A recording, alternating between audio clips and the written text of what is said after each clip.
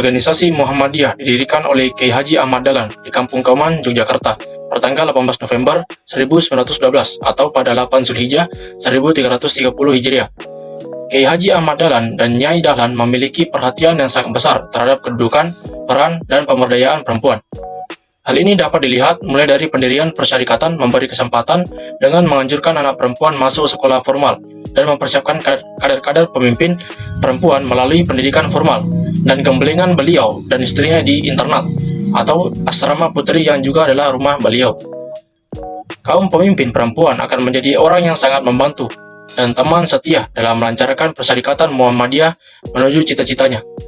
Kiai Haji Ahmad Dahlan berpesan supaya urusan dapur tidak dijadikan sebagai penghalang untuk menjalankan tugas dalam menghadapi masyarakat. Dengan demikian, kelahiran dan kehadiran para kaum pemimpin perempuan merupakan bentuk pembaruan untuk menjunjung tinggi dan memuliakan kaum perempuan serta mendorongnya untuk berkiprah di ruang publik guna membawa misi dakwah dan tajdid bagi kemajuan hidup umat manusia. Cara Kiai Haji Ahmad Dahlan memberdayakan perempuan. Perempuan Indonesia sudah menuntut ilmu setara dengan kaum laki-laki atas anjuran Kiai Haji Ahmad Dahlan pada tahun 1913. Maka itu kita akan menyadari bahwa pemahaman dan gerakan yang dilakukan oleh pendiri Muhammadiyah pada saat itu betul-betul sudah maju dan mendahului bangsa lain.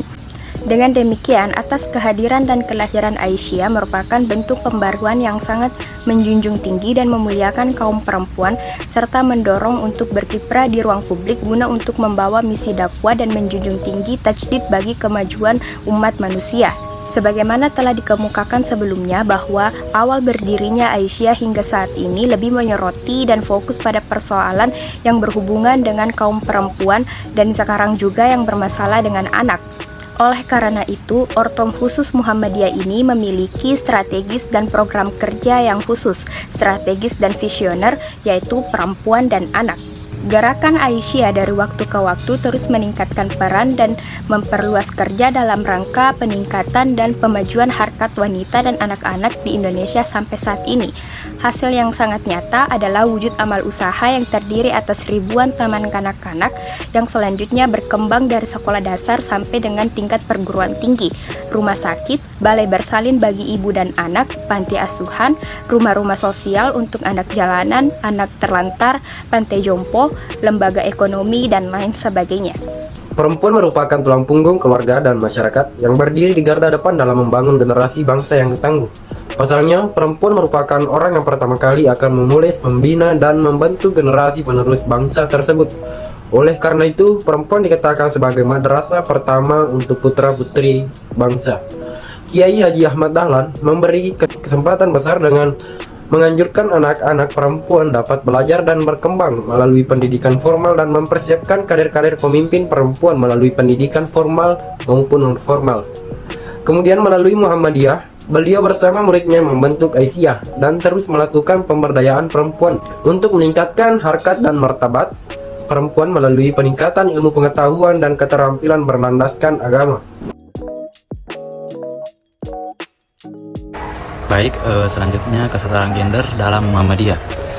Terkait dengan kesetaraan gender dalam perspektif Muhammadiyah, dinyatakan bahwa wanita setara dengan laki-laki. Ini sesuai dengan perlakuan Kiai Haji Ahmad Dahlan yang sangat memperhatikan perempuan untuk dijadikan penerus perjuangan Islam, dan juga menyuruh para wanita untuk bersekolah di sekolah-sekolah milik Belanda.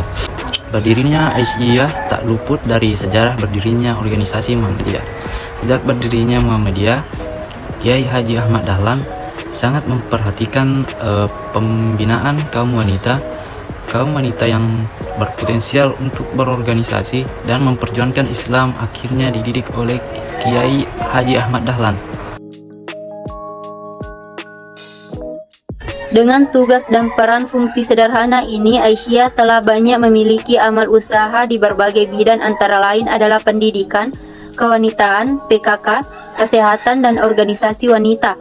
Pimpinan pusat Aisyah berusaha member pendidikan di kalangan wanita Islam untuk berpakaian muslimat yang baik, bermoral, dan bermental luhur, memberikan bimbingan perkawinan dan kerumah tanggaan, tanggung jawab istri dalam dan di luar rumah tangga, memberikan motivasi keluarga sejahtera, keluarga bahagia, memberikan bimbingan pemeliharaan bayi sehat, keluarga berencana berislam dan juga bimbingan serta pendidikan lainnya.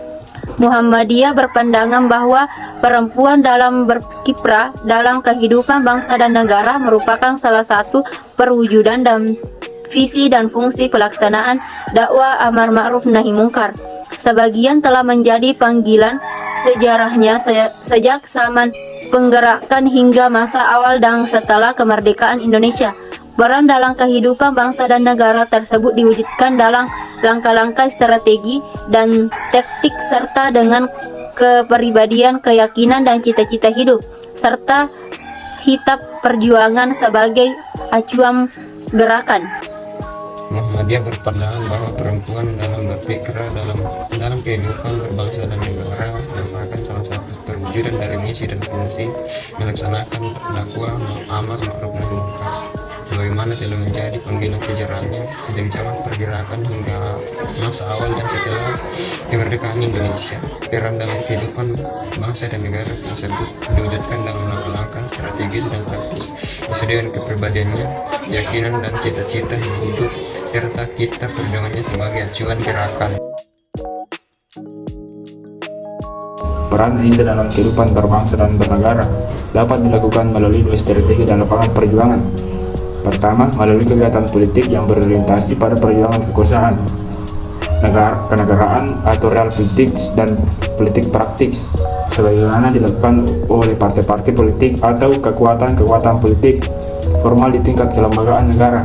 Kedua, melalui kegiatan-kegiatan kemasyarakatan yang bersifat pembinaan atau perbudayaan masyarakat maupun kegiatan-kegiatan politik tidak langsung atau hig politis yang bersifat mempengaruhi kebijakan negara dengan perjuangan moral atau moral force untuk mewujudkan kehidupan yang lebih baik di tingkat masyarakat dan negara, sebagaimana dilakukan oleh kelompok-kelompok kepentingan atau interest groups